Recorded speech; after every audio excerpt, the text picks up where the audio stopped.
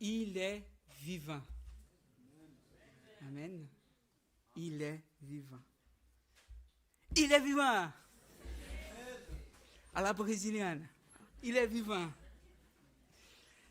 J'aimerais bien commencer cette parole en réalisant, non pas le texte des Jean tel que la vidéo ou le texte de Matthieu tel que les jeunes nous ont lu. Je voulais revenir encore à la lecture, mais là à partir de la vision de Marc. Vous avez vu, on relit le même récit, chacun nous raconte de façon différente. Et là, on va lire ensemble Marc du verset 1er au verset 8. Voici ce que dit dans ma version. Lorsque le sabbat fut passé, Marie de Magdala, Marie, la mère de Jacques, et Salomé achetèrent de l'aromates afin d'aller embaumer Jésus. Le dimanche, elle s'est rendue au tombeau de grand matin, au lever du soleil. Elle se disait entre elles, qui nous roulera la pierre qui ferme l'entrée du tombeau? Mais quand elle levèrent les yeux, elle s'aperçut que la pierre, qui était très grande, avait été roulée. Elles pénétrèrent dans le tombeau, virent un jeune homme assis à droite, habillé d'une robe blanche, et elles furent épouvantées. Il leur dit, n'ayez pas peur, vous cherchez Jésus de Nazareth. C'est lui qui a été crucifié, il est ressuscité, il n'est pas ici. Voici l'endroit où on l'avait déposé. Mais allez dire à ses disciples et à Pierre qu'il vous précède en Galilée. C'est là que vous le verrez.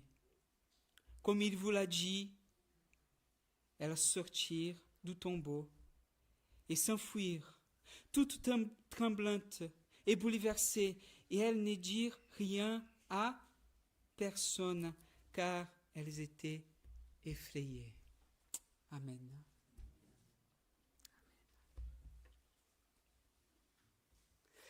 Ce qui est remarquable dans chacun des évangiles, c'est que chacun va nous raconter le récit de façon différente.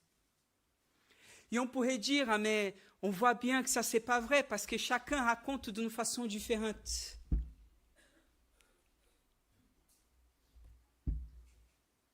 Mais au contraire, parce que même si chacun raconte d'une façon différente, le centre du message, il est toujours le même, peu importe l'évangile. Mais la différence, elle est là pour prouver, au contraire, la véracité des récits. Regarde, si nous sommes tous témoins d'un accident, vous êtes d'accord avec moi, les témoins ne vont pas dire mot par mot exactement comment les choses se sont passées. Mais chacun va raconter à sa manière.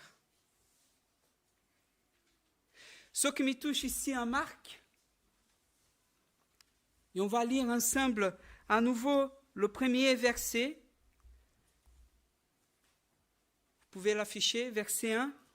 Lorsque le Shabbat fut passé, qui va au tombeau?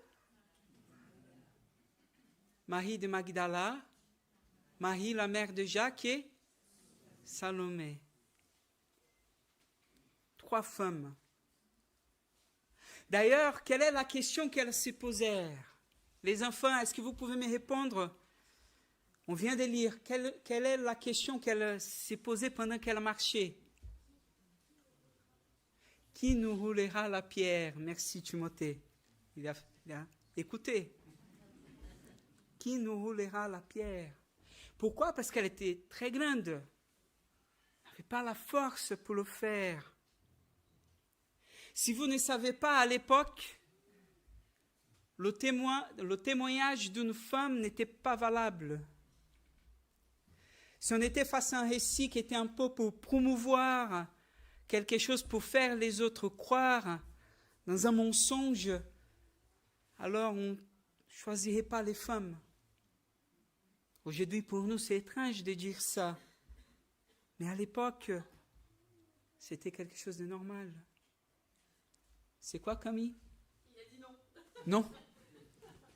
Pour certains, non. Pour moi, c'est un peu.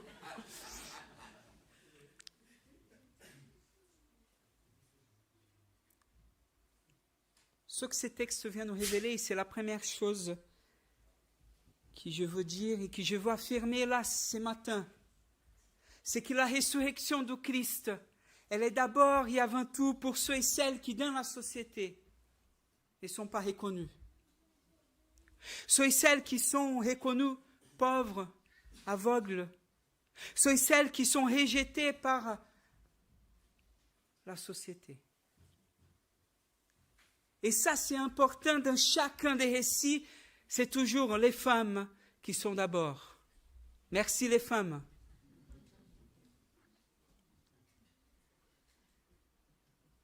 Mais cela nous révèle quelque chose d'important pour nous.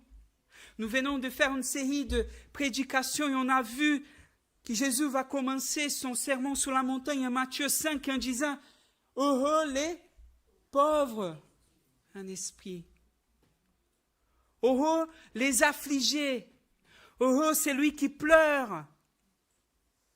Heureux celui qui sont persécutés.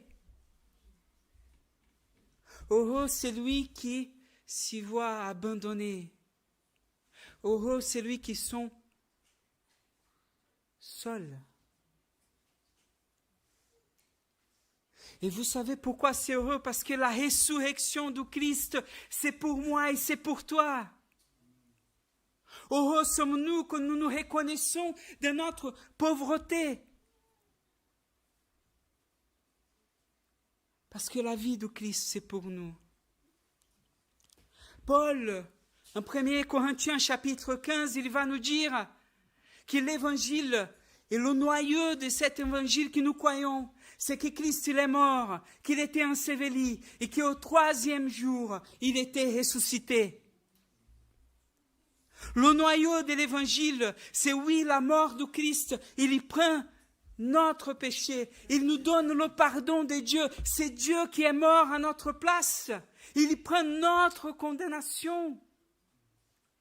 Quelle que soit l'erreur que nous avons commise, quel que soit le péché le plus ignoble que nous avons pu commettre dans notre vie, il nous a pardonné. Mais dans la résurrection, il annonce non seulement le pardon, mais il dit, voilà, je vous pardonne, mais je vous donne une nouvelle vie. Nous avons une nouvelle vie en Christ. Et Paul, lui encore, va nous dire, et Jésus va nous dire, cette nouvelle vie, c'est pour aujourd'hui, maintenant.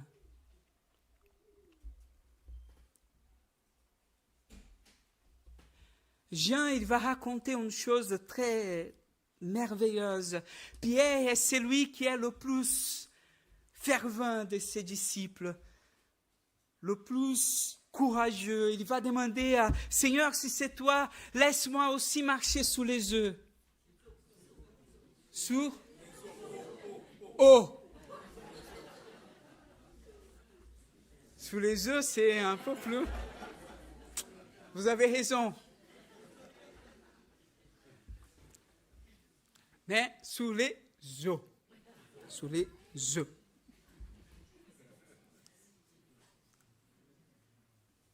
Pierre est celui qui va dire, quand Jésus va annoncer sa mort, mais non Seigneur, on ne va pas laisser. On va se battre jusqu'au bout. Pierre est celui qui, quand les soldats viennent pour arrêter Jésus, il prend son épée et il coupe son oreille. Pierre est celui qui a le feu dans les yeux. Mais Jean va nous dire qu'il va nier Jésus 3 fois.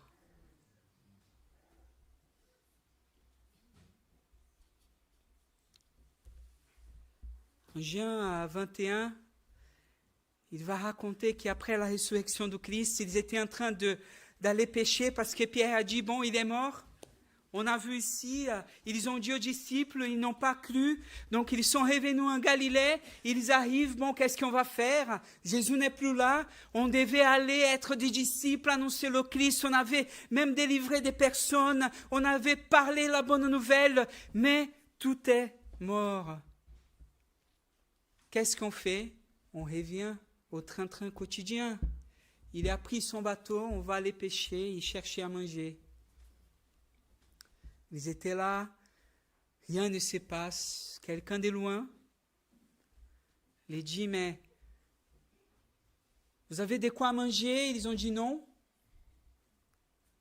Alors jetez les filets à droite. Jean, le disciple bien-aimé, il dit bien, le disciple bien-aimé, il va dire, mais c'est Jésus là. Pierre ne percute pas. Il jette et les filets à nouveau remplis. Quand Pierre voit que c'était Jésus, qu'est-ce qui arrive? Il court, il saute, il nage. Les autres étaient là avec le filet en essayant de... Pierre, tu vas où? Viens, aide-nous. Non, non, je veux Jésus. Il est vivant. Et quand il arrive dans cette plage, le feu était déjà là, les poissons étaient déjà prêts. Jésus avait tout prévu. Et 3 fois, il invite Pierre à guérir sa blessure. Le Christ ressuscité est celui qui ne s'arrête pas de notre infidélité, est celui qui n'arrête pas, qui ne s'arrête pas de notre péché, est celui qui vient et qui dit, voilà, je vous fais une personne nouvelle, nouvelle créature.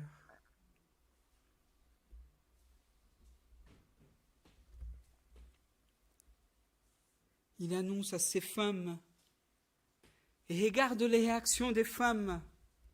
C'est pas parce qu'elles sont femmes. D'accord? Qu'est-ce qu'elles avaient? Elles étaient quoi?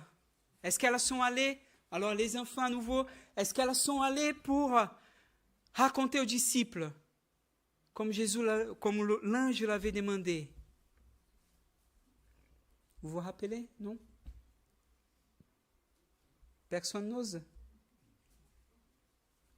Allez les adultes, qu'est-ce que les femmes ont fait? Elles ont peur. Elles ont peur. Elles n'ont rien dit. Elles étaient épouvantées, effrayées.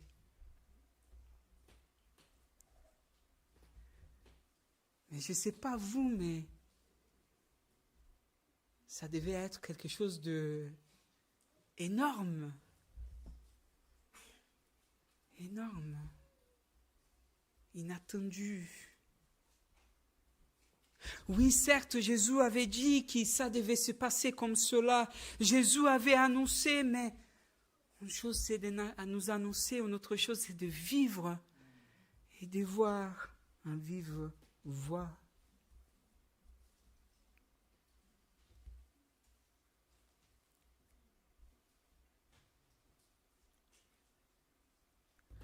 Dans ce texte de Marc, mais aussi un acte. Il y a cette parole qui revient. C'est lui qui vous cherchez, Jésus de Nazareth. C'est lui qui a été crucifié. Il est ressuscité. Il n'est pas ici. Le Christ ressuscité, c'est celui qui nous décale de nos atteintes. C'est celui qui nous déplace là où nous sommes. C'est celui qui déplace notre vie. Il va dire, je suis la résurrection et la vie, celui qui est en moi ne mourra pas. Et même s'il meurt, il vivra. Dimanche, c'est dimanche de Pâques, c'est le jour où nous annonçons, où nous nous rappelons la résurrection, la victoire à la croix. Christ a vaincu la mort pour nous donner vie. Il nous décale, il nous déplace parce que dans cette vie n'est pas que pour lui. Il inaugure un nouveau moment pour nous. Et cette vie n'est pas que pour lendemain, c'est pour aujourd'hui parce qu'il va dire la vie éternelle, c'est connaître à Christ, c'est connaître à Dieu et à celui qui l'a envoyé, Jésus-Christ. La vie éternelle commence aujourd'hui parce que l'apôtre Paul va nous dire s'il est ressuscité, c'est dans cette résurrection qu'il va nous donner une nouveauté de vivre. Mais je ne sais pas vous, mais parfois j'ai l'impression que même si nous connaissons cette vérité, on vit comme si ça n'avait pas arrivé. Même si nous savons que Christ est ressuscité, nous vivons comme si il n'était pas. Même si on sait qu'il a vaincu la mort, on vit comme si la souffrance a toujours le pouvoir. La résurrection, c'est l'invitation à nous de sortir du deuil de la mort pour aller dans la joie de la vie. La résurrection, c'est pour nous l'invitation de regarder la souffrance comme les apôtres ont regardé. Paul va dire, je suis même fier dans la détresse, parce que la détresse produit en moi la persévérance. Et la persévérance, l'endurance. Et l'endurance, la fidélité éprouvée. Et la fidélité éprouvée, l'espérance. Et celle-là ne me trompe pas, parce qu'elle est fondée dans l'amour de Christ qui est venu quand j'étais encore pécheur. Jacques, dans sa lettre, va dire, nous devons être heureux de notre détresse, parce qu'elle est là pour purifier notre foi.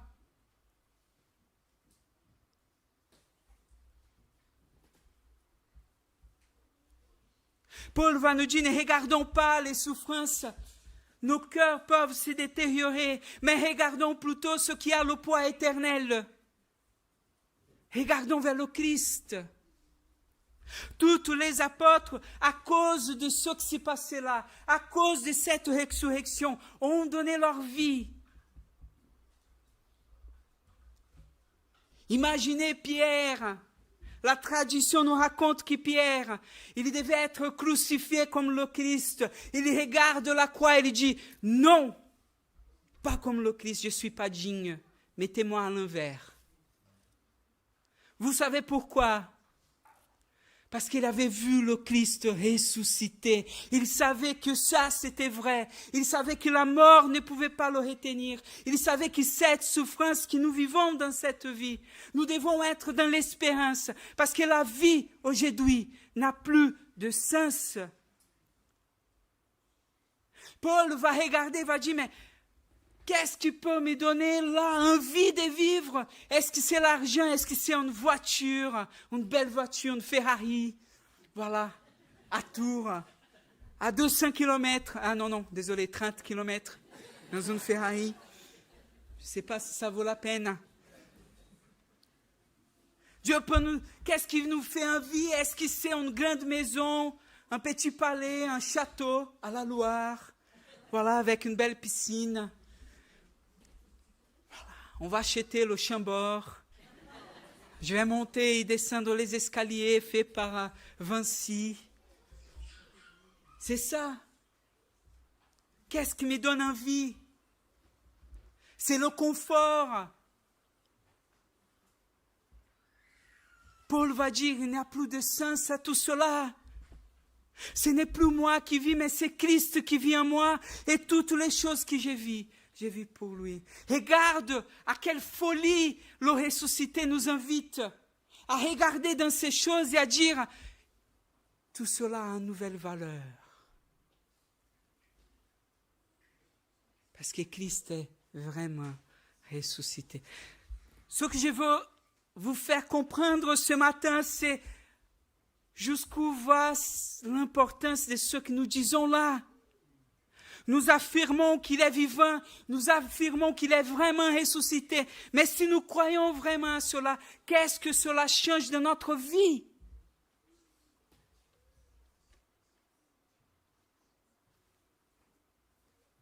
S'il est vraiment ressuscité, pourquoi j'ai peur? Et si je parle ça, c'est pas pour dire non, c'est pas naturel d'avoir peur, culpabilisez-vous. C'est quoi ça, frère? Vous êtes malade, arrêtez de pleurer. On doit être dans la joie. C'est pas ça du tout. On a le droit de pleurer. On a le droit de dire au Seigneur, Seigneur, voilà, je suis en souffrance. De dire, Père, voilà, je suis injustifié, j'ai besoin de toi. S'il est ressuscité, je comprends qu'il est là avec moi. Nous avons chanté, même si je ne vois pas, même si je ne vois pas qu'il est là, je sais que tu es là à mon côté. La ressignification que la résurrection nous invite, c'est de pouvoir regarder la souffrance et de dire, cette souffrance ne me définit pas.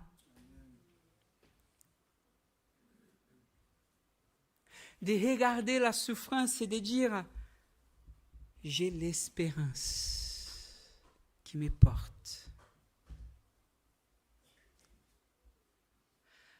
Un théologien protestant, Jürgen Moltmann, je ne sais pas si j'ai bien dit, désolé les Allemands qui sont là, mais Moltmann, il va dire que l'espérance est au centre de notre foi. Sans l'espérance, l'évangile perd son sens.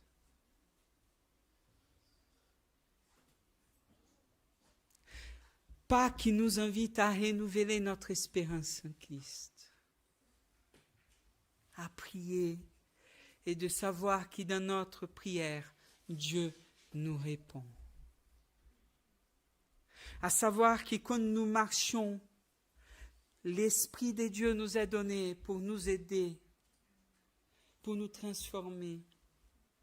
Parce que frères et sœurs, pardonner quelqu'un qui nous offense, ce n'est pas naturel. Si ce n'est pas Dieu qui nous donne force, comment pouvons-nous agir comme Christ nous demande d'agir? Il nous demande d'avoir foi. Je veux finir.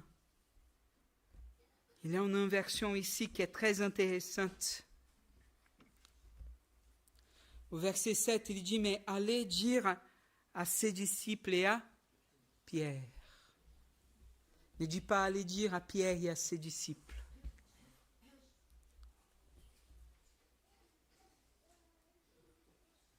On va voir la suite de Marc, qu'il va demander à eux d'aller en Galilée. Il va les transmettre la mission de raconter ce qu'ils ont vu. Mais d'aller raconter à ses disciples. La réaction des disciples, c'est la réaction de nous tous, je crois, l'incrédulité. De dire, mais comment ça? Comment ça peut arriver? Comment 500 personnes ont pu témoigner d'avoir vu Jésus ressuscité, vu qu'il était mort? Comment ça? L'invitation aux disciples, l'invitation à nous, que l'Évangile nous fait, c'est de poser notre foi à des hommes qui ont accepté de tout perdre pour cette vérité. Je ne sais pas vous, mais si je raconterais un mensonge, je ne serais pas prêt d'aller jusqu'à ma mort.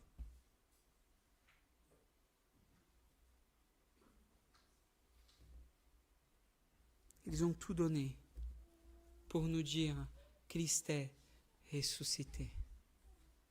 Et l'invitation de Christ, c'est l'invitation que les disciples nous font, c'est de croire en lui.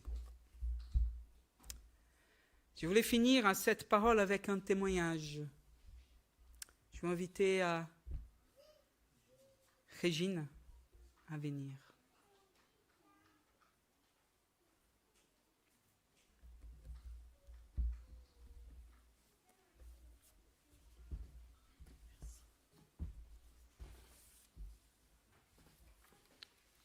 Oui, c'est un témoignage d'un miracle que Isabelle et moi avons vu. En début d'année, une maman qui n'est pas de la région, qui a vu son fils qui était transféré à l'hôpital de Clocheville de Tours. Elle était complètement désespérée. Son fils était branché, il ne vivait que avec l'aide de toutes ces machines. Les médecins avaient décidé de débrancher les machines. Elle était complètement désespérée, cette maman, cette jeune maman. Elle a fait appel au service de l'aumônerie protestante. Elle voulait absolument que son fils soit baptisé. L'aumônerie s'est déplacée. Georgia, Isabelle et moi, nous sommes allés auprès de cette maman, complètement désespérée. L'enfant a reçu le baptême et nous avons prié pour la guérison de cet enfant. Quelques jours après, elle nous signale que son enfant va mieux et que c'est tout doucement, tout doucement. J'ai eu l'occasion de la revoir. Je l'ai incitée à aller dans une église, puisqu'elle était sur place jour et nuit, en fait, auprès de son enfant. Je lui ai donné les heures des cultes et des différentes réunions des églises protestantes du centre-ville. Un dimanche matin, elle est allée dans une église. Je vous lis son témoignage.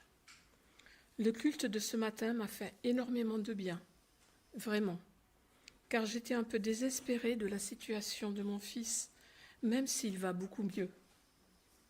Le sevrage des médicaments reste très compliqué. Il pleure de douleur. Ce matin, j'étais pas très bien et le culte m'a reboosté vraiment.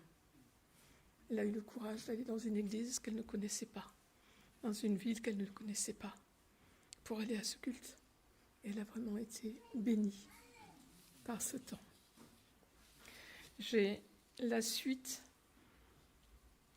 puisque ça s'est passé tout ça c'était au mois de février et au mois de mars.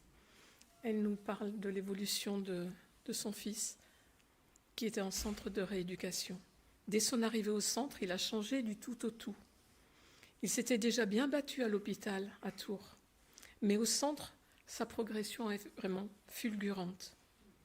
Son évolution est miraculeuse.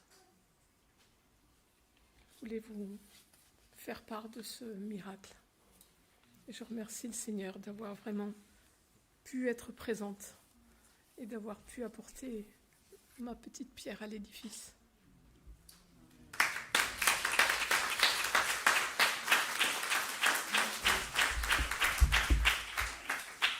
Je voulais que nos sœurs de l'aumônerie puissent partager cette expérience.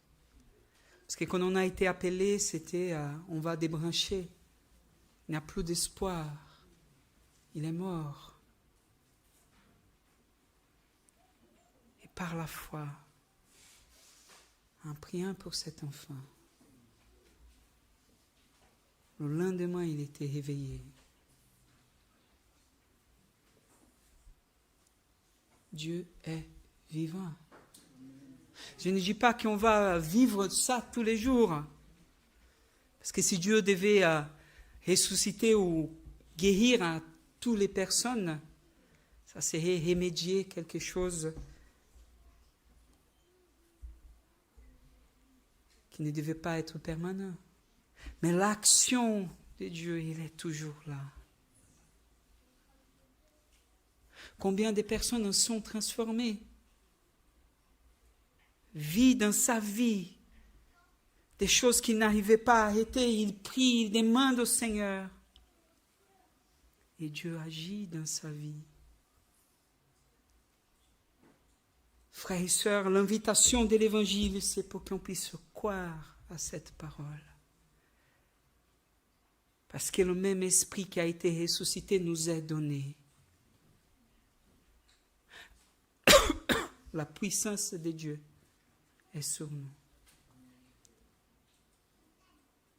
Il nous a oints pour que nous puissions amener à notre foi ces messages. Nous allons finir ce moment de parole en venant à la table de la communion.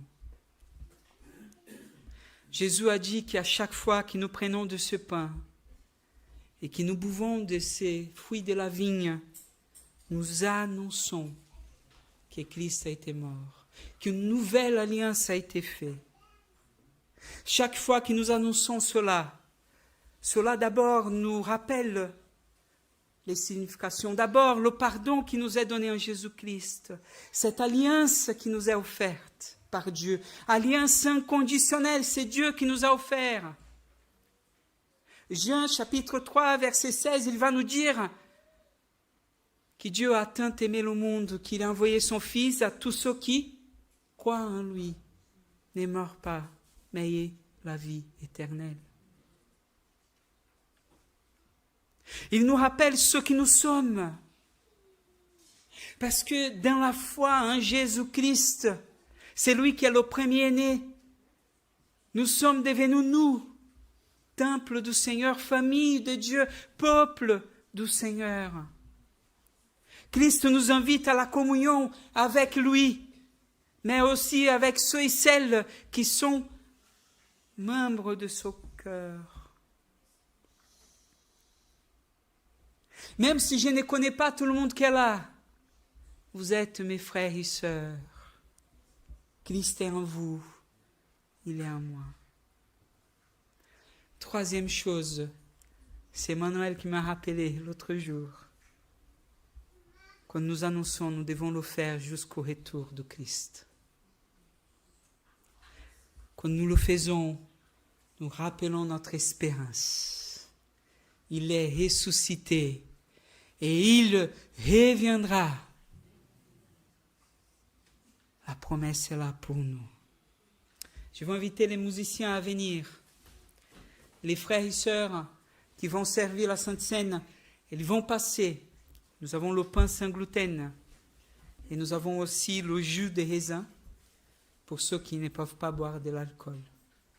Ils vont passer, nous allons prendre les éléments pendant que ce chant va être chanté. Et à la fin du chant, nous allons prendre ensemble, nous allons manger ensemble le pain et le jus de raisin. Amen.